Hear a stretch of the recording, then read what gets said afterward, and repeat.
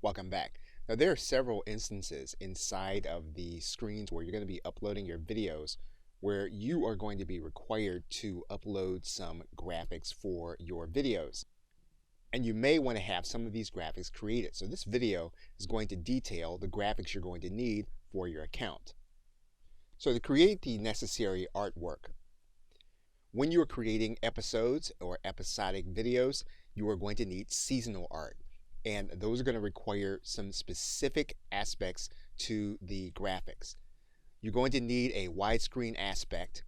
You're going to need a 1920 by 1080 photo to appear correctly, and it can be JPEG or PNG. Now, there is key art that you'll need to create that is also a 4 by 3 aspect ratio. That'll need to be 1600 by 1200, JPEG or PNG. And there is an optional file that you'll want to upload that's a 16 by 9 aspect ratio. It's 1920 by 1080, JPEG or PNG, and this is going to be a background image. It's only going to appear on the devices in order to convey mood. And you'll see the request for the 3 of these when you are uploading your image. You'll see one here in the key art area as well as the background image. Now, you can also include artwork for individual episodes. That episode will require a key art aspect ratio of 4:3. It'll need to be 1600 by 1200, and it'll be JPEG or PNG. And you'll see that request when you are uploading your individual episode video. Now, for the standalone videos, the key art will have a 16 by 9 aspect ratio. It'll need to be 1920 by 1080, JPEG or PNG. Now, you'll also have another key art piece. This time, though, it'll be 3 by 4 aspect ratio, so not 4 by 3. That means then that the art will be 1200 by 1600. And again, you want to pay attention to that. It's a little different than the other size. That'll also need to be JPEG or PNG. Now, there's also space for a background image, and it'll need to be 1920 by 1080, JPEG or PNG, and once again, it's going to be optional because it's only designed to convey mood on certain devices. And you'll see that here in the standalone upload section, where the second key art piece is 3 by 4. Now, there's also a landing page that you're being given and you're going to be able to use along with your videos that will require you to have a logo. That logo will need to be 950 by 250. You'll need to use a PNG with a transparent background.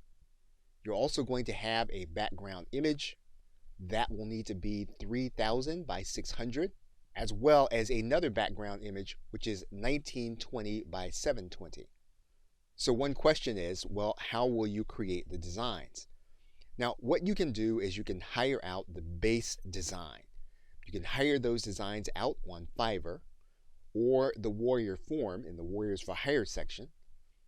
Now, when you do hire out these graphics, you want to make sure that you ask for the PSD file. In some cases, the designer may ask you for additional funds to do that, and it's actually going to be worth it for you to get those PSD files because you will then be able to adapt them and brand them for future designs when you do more videos.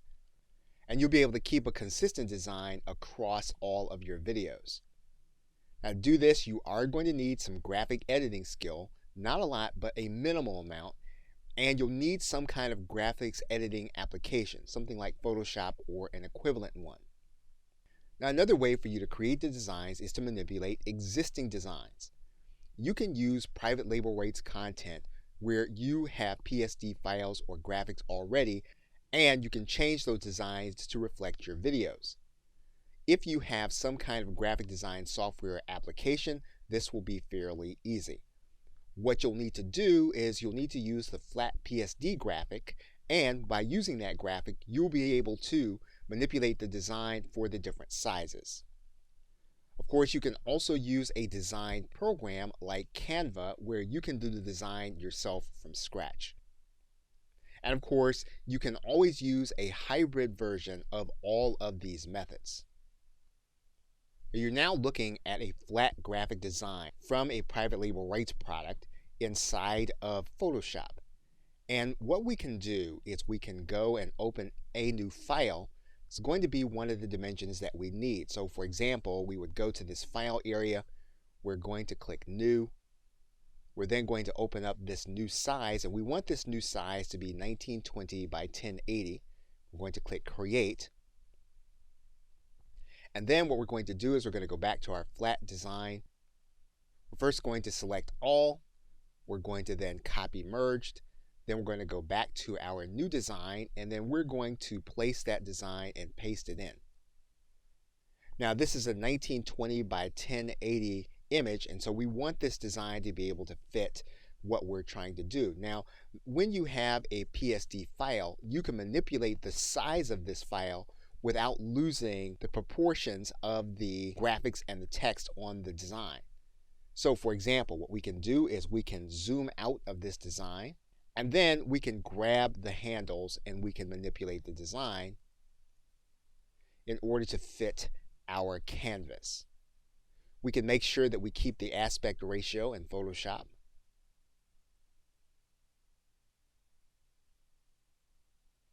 And once we have our design the way we want, all we're going to do is we're then going to click this button. We're going to apply the design, and you'll notice then that it'll actually clear up. We can then save this design as a new file, and we can save it as a new file in the format that we want. So if we want to use JPEG or we want to use PNG, we can do that. So again, if you know how to manipulate a design here, and you can actually go into the title and you know how to change the title and some of the letters and maybe even one of the images, this is an easy way to take a professional design and turn it into one for your videos. And it also demonstrates the fact that when you get a PSD file from the designer, all you'll need to do then is know how to manipulate that design so that you can begin placing it on all of your videos. Okay, so with that, thanks, and I will see you in another video.